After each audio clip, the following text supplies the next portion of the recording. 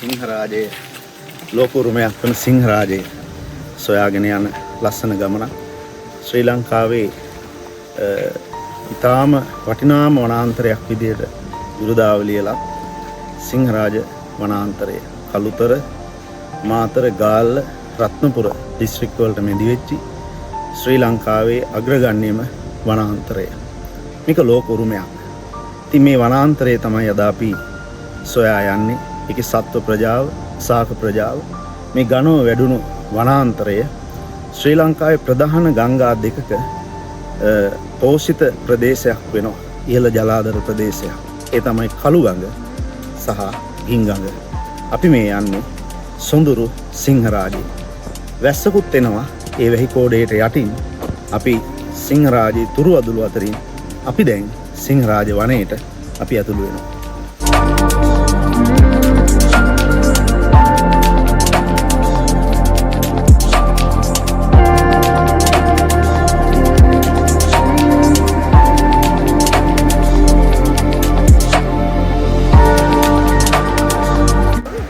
මේ තියෙන්නේ අපිට හම්බෙන සාමාන්‍ය කුරුදු එක නෙමෙයි. ඔයාලා අහලා තියෙනවද මෞෂාක කියලා? මෞෂාක නැත්තම් භෝග වන දර්ශක කියලා කියන. මේ තියෙන්නේ කැලේ හැදෙන ඔරිජිනල්ම කුරුදු එක. දැන් අපි පාවිච්චි කරන කුරුදු එක හදාගෙන තියෙන මේ කුරුදු එකේ ජාන අරගෙන වැඩි දියුණු කරලා තමයි හදන්නේ. ඊට පස්සේ මෙතන තියෙන වැල. මේ තියෙන්නේ ගම්මිරිස්. දැන් උදාහරණයට ගම්මිරිස්. හැබැයි මේ ගම්මිරිස් එකත් ඔරිජිනල් එක. ඔරිජිනල් එක වල් ගම්මිරිස් කියන එක තමයි මේ තියෙන්නේ. මේ දෙකම අපි පාවිච්චි කරන්නේ මේක වැඩි දියුණු කරලා තමයි පරිභෝජනයට ගන්නේ හදාගෙන තියෙන්නේ. මේ වගේ මෞෂාක ආරක්ෂා කරන ක්‍රම දෙකක් තියෙනවා. ස්ථානීය සංරක්ෂණ හා පරිබාහිර සංරක්ෂණ. එතකොට මේක මොන වගේ සංරක්ෂණයක්ද?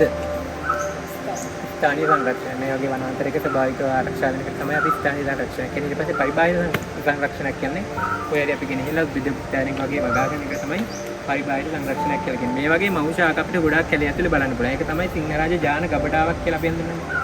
වල් දෙල්, වල් ගම්මිරිස්, වල් කුරුඳු, ඊට පස්සේ ආයෙ තියෙනවා වල් දුරියන්, වල් මිදි, ඒ වගේ ගොඩාක් මෞෂාක කැලේ ඇතුලේදී බලන්න පුළුවන්.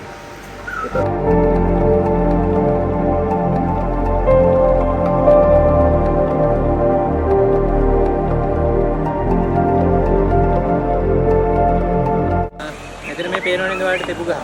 මේ එකක් කොළ තියෙනවා, එකක් යට එකක් කොළ හැදිලා තියෙනවා. අනිත් එකේ තියෙනවා එක පැත්තක විතරයි කොළ හැදිලා තියෙන්නේ. හැබැයි මේ එකම තෙබු ගහ. අතු දෙකක්. මේ ගහ තියෙන තැනට හොඳට ඉරුවෙල ලැබෙනවා. ඒක නිසා මෙයාලට ඉරුවෙලියෙන් අඩුවක් නැහැ. මෙතෙන්ට ඉරුවෙල පොඩ්ඩක් ලැබෙනවා අඩුයි. ඒක නිසා යා එක පැත්තක විතරක් කොළ හැදිලා තියෙනවා. එතකොට හැම කොළයකටම ඉරුවෙල ලැබෙනවනේ. ඒකට උපක්‍රමයක් විදිහට තමයි මෙයා එක පැත්තක විතරක් කොළ හැදිලා තියෙන්නේ. මේ විදිහට හැදුනොත් යට කොළ වලට ඉරුවෙල ලැබෙන්නේ නැහනේ. ඒක නිසා තමයි මේ විදිහට එක පැත්තක විතරක් හැදිලා තියෙන්නේ. ඒක වැසි වනාන්තර වල පත්‍ර වල තියෙන විශේෂ ලක්ෂණයක්. කියන්නේ අවුල ලබා ගන්න උපක්‍රම විදිහට සර්කල් එකක් විදිහට හැදිලා තියෙනවා. ඊට පස්සේ හැම කොළයකම අග උලක් තියෙනවා. මේ තෙබු එකේ විතර නෙමෙයි හැම වර්ගයකම අග උලක් හැදිලා තියෙනවා. ඒක මොකද හැදිලා තියෙන්නේ? හේතුව. මෙහෙට නිතරම වහිනවනේ. වැටෙන වතුර පොළොවට බේරලා හරින තමයි මේ විදිහට උලක් හැදිලා තියෙන්නේ. ඒකට අපි කියනවා වැසි බේරුම් තුඩ කියලා. ඒකත් වැසි වනාන්තර වල ශාක පත්‍ර වල තියෙන විශේෂ ලක්ෂණයක්.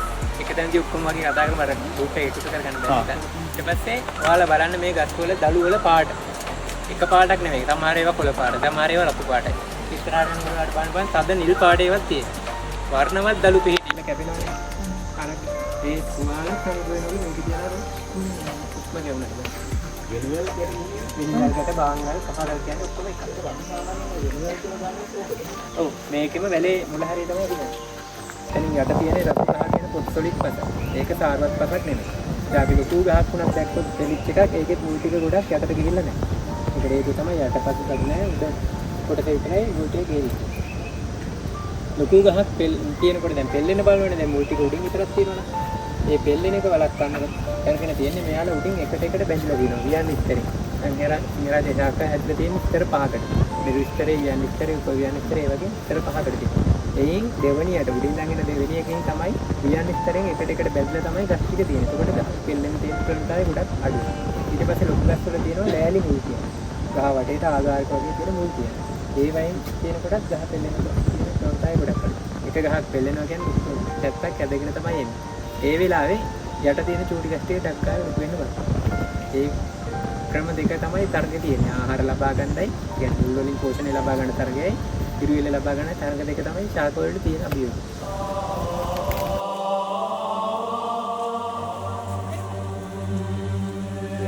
ඉවරයි. දැන් අපි මෙතනින් එහාට යන්නේ කැලේ සම්පූර්ණ නැති කොටස. පාතමික වනාන්තරය කියන කොටස ඉඳලා ටික දුරක් යනවා. එතකොට ඔයාලට බලන්න පුළුවන් මේ වනාන්තර දෙකේ තියෙන වෙනස. දැන් අපි ආපු ටිකේ කැලෑව කොහොමද තිබුණේ? යට පඳුරු ටික ගොඩක් තිබුණාද? ගොඩක් අඩුවෙන්ද තිබුණේ? චූටි පැලෑටි ගොඩක් තිබුණාද නැද්ද? අපි ආපු ටිකේ තිබුණානේ. දැන් මෙතනින් එහාට යනකොට ඔයාලට බලන්න පුළුවන් පැහැදිලිවම යට කැලෑව චූටි පඳුරු පැලෑටි ගොඩක් අඩුයි. ඊට පස්සේ මේ තියෙන එළිය ඒ කියන්නේ ඉරු එළිය තියෙන ලැබෙන කොටස් ටිකක් ගොඩක් අඩු වෙලා අඳුරු කොටසක් තමයි අපිට හම්බෙන්නේ. ඒකට ඔයාලට මේ කොටස් දෙකේ වෙනස බලන්නත් පුළුවන්. මෙතනින් හරියට කුඩලෙන් පුළුවන්. ඒක නිසා සද්දේ ගොඩක් අඩු කරගෙන එක්කන බස් එක්කන යන්න. මෙතනින් එහාට අපි දැන් ආයෙ ටිකක් කතා කරමු.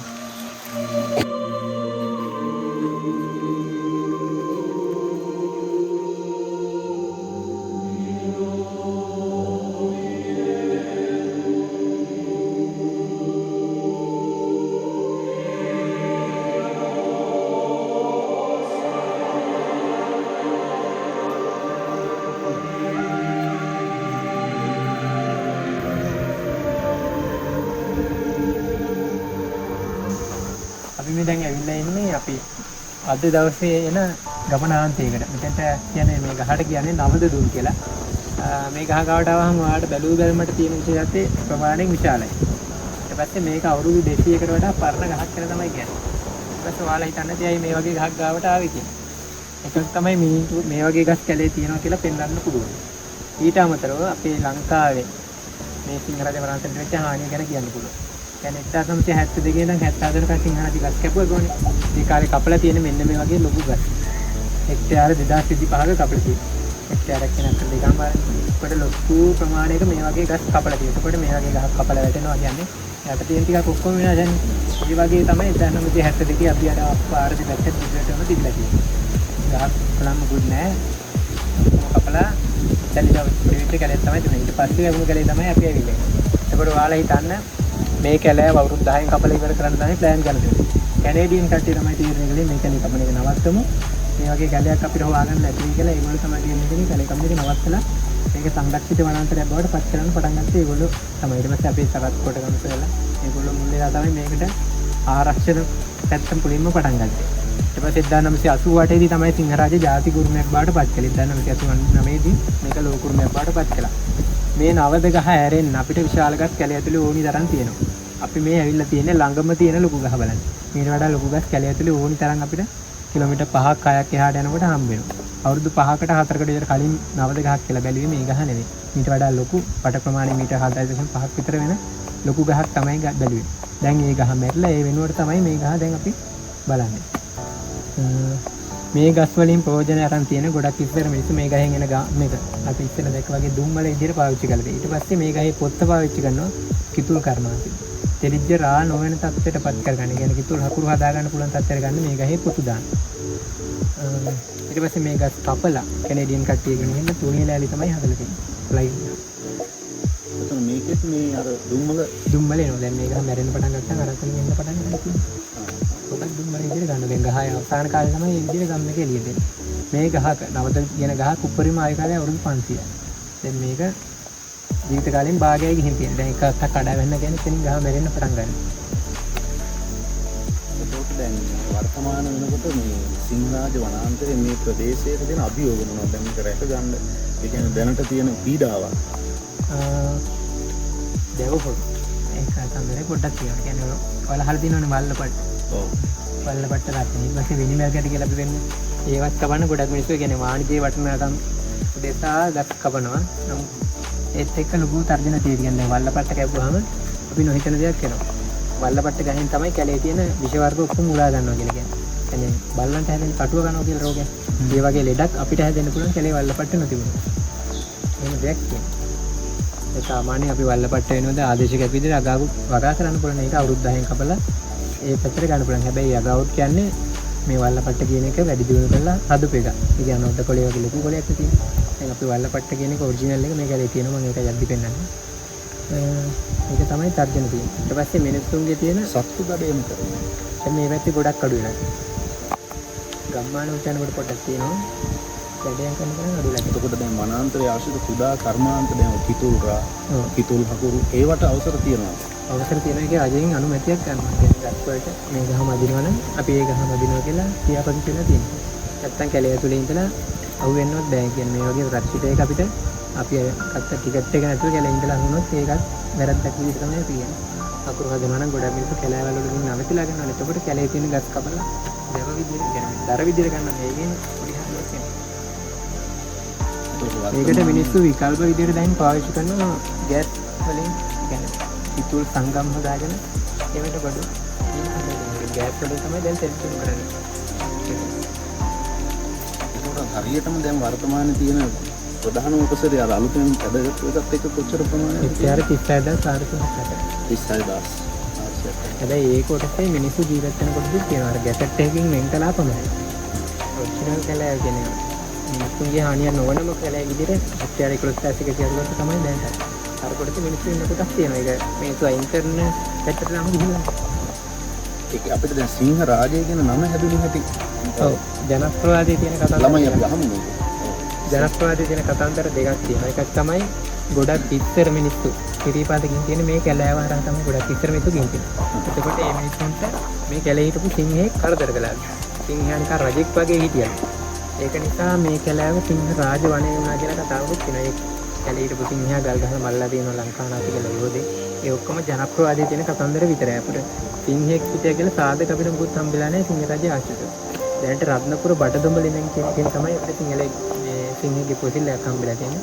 ඊට අමතරව අපිට සාධක මුකුත් හම්බෙලා නැහැ. දැනටත් අපේ ලංකාවේ කොහෙවත් සිංහයෝ නැහැ. ඊට අමතරව ගොඩක් ඉස්සර මේ සබරගමේ තමයි සිංහල මිනිස්සු ගොඩක් හිටියයි කියන්නේ. ඒකත් ජනප්‍රවාදයේ තියෙන කතාවක්. ඒක නිසා සිංහලයන්ගේ රජ වනයක් ලොකු වනයක මේක. සිංහලයන්ගේ ජීවත් වෙච්ච ප්‍රදේශයේ තිබුණ රජ වනය සිංහ රාජ වනය වුණා කියලා කතාවකුත් තියෙනවා. ඒක තමයි දැන්. ඒක ජනප්‍රවාදයේ දැන් අපේ ප්‍රදේශයේ බාරයි කියනවා අපේ අයියා නායකද කියන්නේ. ඒක මේ වාගේ ප්‍රදේශ සුමන සමන්දිය. සුමන සමන්දිය කියන්නේ මේකත් තමයි. දැන්ට ඔය කතන්දර දෙන්නේ කැලේ ගිහින් අපි කටවරක් දාගන්න ඕනේ. ඒක කියලා තියෙනවා. වනාන්තරය දේවත්වයෙන් සැලකෙන එක හොඳයි. මොකද එතකොට ඒකට සංස්කෘතික රැකවරණයක් තියෙනවනේ වනාන්තරයට. ඒක වෙනම. එහෙනම් ඉතින් අපි ආපහු ගමන පිටත් වෙන්නේ. අපි මෙතන ඉඳන් ජනක්‍රම දෙකක් තියාපු පාරෙම යන්න පුළුවන්. ආයෙත් මීටර් 500ක් වැඩිපුර ඇවිදින්නත් පුළුවන්. ආපු පාරෙම යනවට වඩා හොඳයි. ටිකක් වැඩි මහසි නැත්තම් මීටර් 500කින් යනකොට හොඳයි. අපි අර එක තැනකදී කට්ටිය ගොඩක් එකතු වෙලා බැලුවා සර්පේකුයි කටුස්සෙකුයි. අපි ඒ දැකපු කටුස්සට කියන්නේ ගැටහොඹ කටුස්ස. නැත්තම් කරමල් බෝධිලම කියනවා. එයා තමයි ලංකාවේ ලොකුම කටුස්ස විදියට දකින්නේ. අපි ඒ දැක්කේ කරමල් බෝධිලම ගෑනු කතාව. එයා මුළු ඇඟිම පාට වෙනස් කරලා නිකන් ගහේ පාට වෙනස් කරලා දෙනවා. එයාට ගැටහොඹ කටුස්ස කියන හේතුව තමයි එයාගේ හොඳට බැලුවා නම් දකින්න ඇති වරන් මහා උඩ තියෙන පොඩි ගෙඩියක් වගේ එකක්. ඒක තමයි ගැටහොඹ කටුස්ස කියන්නේ. ඊට පස්සේ එතනම අනිත් පැත්තේ හිටියා කුණ කටුව. එයා උග්‍ර විජය ගණයට දැන් දාලා තියෙනවා. එයාගේ වර්ග 4ක් ඉන්නවා. මෙතන හිටින් හිප්නාලි කෙනෙක්. හිප්නාලි සාරේ වගේ වෙනස් වෙන කොටස් තියෙනවා. එයාගේ පාටත් වෙනස් වෙනත් එක්ක මේ පාටේ වෙනස් වෙනවා. මෙයා උග්‍ර විජය විදිහට තමයි ගන්න. එයා ඇකිලිලා ඉන්න දුර එයා කනලා ගොදුරක් කරනවා. ඊට පස්සේ එයාලගේ ඔළුව ඔයාලා බැලුවා නම් මොන වගේ හැඩයක්ද තියෙන්නේ. කුණ කටුව වගේ ඊට පස්සේ අපි දැක්ක මුලින්ම දැක්ක ඇහැටුල්ලගේ ඔළුව මොන වගේ හැඩයක්ද තියෙන්නේ. රවුන්ඩ් නැත්නම් ත්‍රිකෝණාකාර හැඩයක්ද? ත්‍රිකෝණාකාර. ඊට පස්සේ ඔයාලා අහලා තියෙනවද දන්නේ නැහැ. ත්‍රිකෝණාකාර හැඩයක් තියෙන සර්පේට අනිවාර්යෙන් ගහන ෂොට් එක හරියටම ගහන්න පුළුවන්. අයිඩෙන්ටිෆයි කරලා තමයි එයා ගහන්නේ. මේ රවුන්ඩ් කට්ටිය ගහන ෂොට් එක ගහනවා. ඒක වදීද නැද්ද කියලා එයා දන්නේ නැහැ. මෙයා එහෙම ගැහුවොත් ගහන්නේ අනිවාර්යෙන් හරියටම බලන්න. ඒ විදිහ තමයි අර ත්‍රිකෝණාකාර සත්තුන් ගහන ෂොට් එක හරියටම වදිනවා කියලා තමයි. එතකොට දැන් අපි මේ ඇවිල්ලා ඉන්නේ ලෝකෙම නිවර්තන වර්ෂා වනාන්තර බියෝමයක් නේ.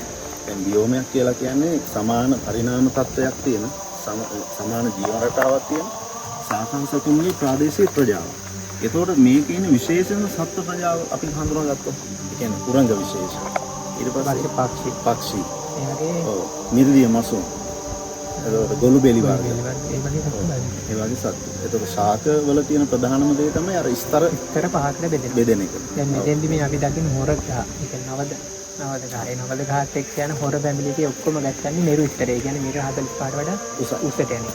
ඒක වෙන් වෙන්නේ මෙරු ස්තරය කියන එක වෙන් වෙන්නේ වියන් ස්තරෙන් පිටට නෙරණ එක තමයි මෙරු ස්තරය කියන්නේ. ඊට පස්සේ එතනින් යට ටික තමයි ස්තර 4කට බෙදලා මේ හරිය නැත්තේ යටි රෝපණය. යටි වගාව කියන එක තමයි අපිට මේ හරිය ලැබෙන්නේ නැත්තේ. අනිත් ස්තර පහම මෙතෙන්දි තියෙනවා. මේ ගහත් ඇතුළේ.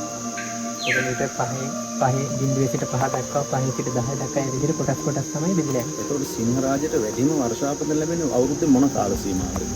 සාමාන්‍යයෙන් අප්‍රේල් දිග මෝසමත් එක්කනේ. ඔව්. අප්‍රේල් මේ වගේ ඒ කාලේ තමයි හිතරම වැස්ස වැඩි කාලේ. ඊට පස්සේ පෑවිල්ලක් කියලාන්නේ දෙසැම්බර්. දැන් හැබැයි මේ දේශගුණික තත්ත්වයක් වෙනස් වෙලා තියෙනවා. දැන් ගිය අවුරුද්දේ මුළු අවුරුද්දම වැස්ස. පායන කාලයක් කාලේ. ඒකට කොච්චර වැස්සක් දැන් තියෙන ගැටලුව තියෙන්නේ මේ තියෙන භූගත ජල ප්‍රමාණය ගොඩක් අඩු වෙලා තියෙනවා. ඒක මේ සිංහරාජයට විතරක් නෙමෙයි. ඒක මුළු ලංකාවටම බලපාන දෙයක්. ඒකට ප්‍රධාන හේතුව වෙලා තියෙන්නේ මේ සිංහරාජ කොච්චර අපි බේරගත්තත් වැඩක් නැහැ. වටේ තියෙන කැලෑව ඔක්කොම මිනිස්සු කපනවා. අන්න ඒ හානිය නිසා තමයි භූගත ජල ප්‍රමාණය දැන් අඩු වෙලා තියෙන්නේ. දැන් අපි අර පටන් ගත්ත දියපාරට උනත් දුක් පැවිල්ලක් ආවම පොඩක් අඩු වෙනවා. ඉස්සර එහෙම වෙලා නැහැ. ඒක හේතුව හරි. ඉතින් සිංහරාජ ප්‍රාත්මක පරිවාර වනාන්තර වටේව තියෙන්න ඕනේ. ඒ නිසා තමයි අර මෛත්‍රීපාල සිරිසමත්තයා ඒ වනාන්තර ටික අය කරන්නේ. ඒකේ යටින් කරපු ලොකු දෙයක්. අපි දැන් ළමයි නෝට් එක දීලා තින්නේ කොහොමද ළමයි? මිලිමීටර 2500ක් 5000ක් අතර වාර්ෂික වර්ෂාපතනේ. ඔව් එහෙම හරිද දත්තේ? 2500 ෂේප්. ඔව් 2500 නේ. ඔව් ඊට වැඩි. අපිට දැන් අපි කියන්නේ එතකොට උෂ්ණත්වයේ සෙල්සියස් එක 27. ඒ කියන්නේ ඉහළ උෂ්ණත්වයේ සහ ඉහළ වර්ෂාපතනය කියන දෙකම හොඳින් තියෙනකොට වනාන්තරයේ ඉතාම හොඳින් වර්ධනය වෙනවා. ඔව් ඒ නිසා සාග බහුලව වර්ධනය වෙලා ඒ කියන්නේ අර උපරිම සාග වර්ධනයට තමයි නිවර්තන වනාන්තරයක ප්‍රමුඛත්වය දෙන්නේ. නේද? ඒ නිසා අර විශාල සතෙක්ට ප්‍රවේශ වෙන්න පව අමාරුයිනේ. අලියෙක්ට වගේ ඉන්න. ඒ නිසා ප්‍රමාණය කුඩා සත්තුන්ගේ ප්‍රදේශයක් කියන එක තමයි කියන්න වෙන්නේ. හැබැයි ලොකු සත්තු ටිකක් ඉන්නවා. ඔයාලට ලොකු සත්තු බලන්න බැරි වෙන්නේ හේතුව ශාක ඝනත්වයම තමයි. ශාක ඝනත්වයම තමයි. නැත්නම් අලි දෙන්නෙක් ඉන්නවා. ඊට පස්සේ ඌර ගෝණ ඒ වගේ ලොකු සතා ගිදන් පොඩි සතා වෙනකම් මේ සිංහරාජ ඉන්න පුළුවන්. ඊට පස්සේ අපිට බලන්න පුළුවන් ශාක ඝනත්වය. කියන්නේ ශාක විවිධත්වය තමයි ගොඩක්ම සිංහරාජ වැඩි. ශාක විවිධත්වය සහ ජෛව විවිධත්වය. ඔව් එතකොට මේකේ පස වෙන්නේ රතු ගහ පොඩි සොලිඩ් පසනේ. එතනින් උඩ තියෙනවා. කියන්නේ අඩි එකමාරක් තියෙන කොම්පොස්ට් ලේයර් එක. එතනින් යට තමයි රතු ගහ පොඩි සොලිඩ් පස. ඒතරට පෝෂණයෙන් අඩු කතාවක් කියනවා. පෝෂණයක් අඩු කියන්නේ රතු ගහ පොඩි සොලිඩ් පස දක්වා මේ සිංහරාජ කියන ගස්වල මුල් පස්සේ යන්නේ. කොම්පොස්ට් ලේයර් එකේ විතරයි පෝෂණ කොටස් ටික රඳාපවතින. ඒ කියන්නේ ගස්වල තරගේ. ටක් ගාලා ගාට උරා ගන්න එක තමයි. මම අහලා තියෙන විදිහට ලංකාවේ තියෙන පස්සක කොටස් 16කට මම මෙතන අහලා ඒ හරියටම මම ඒක දන්නේ. 12. එක තැන්වල එක විදිහට අපිට බෙදා ගන්න පුළුවන්. 11කට කඩන්නත් පුළුවන්. 7ක් කියපු අවස්ථාවක් තියෙනවා. එක විදිහට ගන්න පුළුවන්. ඊට පස්සේ රැහැයි අවුරුදු 17ක් ඉන්නේ පොළව ඇතුලේ. පණු එක්කදී. ඊපස්සේ තමයි එයා එළියට එන්නේ. එළියට ඇවිල්ලා එයා හැවෑරලා එයාගේ හැවෑරලා එයාගේ තටු වේලෙනකම් පැය 4ක් විතර එයා හැව උඩ වහලා ඉන්නවා. ඊට පස්සේ තමයි එයා එළියට ඇවිල්ලා ඉගිල්ලා යන්නේ. ඉගිල්ලා යන්නේ දින 45ක් තමයි උපරිම ජීවත් වෙන්නේ. දින 45 ජීවත් වෙන්න වෙන්නේ නැහැ. ඔය සද්ද නිසා කුරුල්ල ටක් ගාලා අල්ලගන්නේ. සමහර කට්ටිය ඔය දැන් අපි ওই ගස්වල ඉල්ලලා තියෙන රැහැය කියන එකනත් يعني මේක හිතා ඉන්නේ රැහැය කියලා රැහැයගේ හැවට. කියන්නේ ගස්වල වහලා තියෙනවා. ඒකේ මැදින් සිදුරක් පැලිලා තියෙනවා. මිනිස්සු කියනවා මේ රැහැය කෑ ගහලා මැරිලා කියලා. ඒ බොරු කතාවක්. ඒ අර මැදින් පැලිලා තියෙන්නේ රැහැයගේ හැව ඇරපු එක. කොළවෙන් එළියට ඇවිල්ලා හැව ඇරපුවට තමයි මේ මිනිස්සු කියන්නේ රැහැය පුපුරලා මැරිලා කියලා. එහෙම පුපුරලා මැරෙන්නේ නැහැ. ඔය කෑ ගහලා සතෙකුට හම්බෙන එක තමයි එන්නේ. පටින් තමයි රැහැය මැරෙන්නේ. ඇත්තටම ගොඩක් ලස්සනයි රැහැය මේ අපිට දැක ගන්න පුළුවන් වුණත් දකින්න අමාරුයි. ඒකට කොහොමද කරන්නේ? විකල්පයක් විදිහට තමයි එකක් තමයි දැන් ඔයාලා 25කට එක්කෙනෙක් තමයි අපි ඉන්නේ. පොරිනස්ලා නම් 10 දිනකට අපි එක්කෙනෙක් ඉන්නවා. යාන අතරතුර අගිනදලට විසින් යනවා. ඒ කොහොම ගියත් ගන්නගෙන මොකක් හරි දැන් කුඩේ බිම දාලා ගන්නේ කුඩේ ගන්නව නෙවෙයි පැලෙත් එක්ක තමයි කුඩේ ගන්න. එහෙම තමයි මේ කට්ටිය දැන් අපි කවුරු හරි දැක්කහම දැන් මිනිස්සයා දැකලා කවුද කියන තත්ත්වෙට එන තරමට දියුණු වෙලා ඉන්න ඕනේ මේකේ ජානමංකොල්ල අල්ලන්නේ. ඒකෙන් ගොඩක් තර්ජන.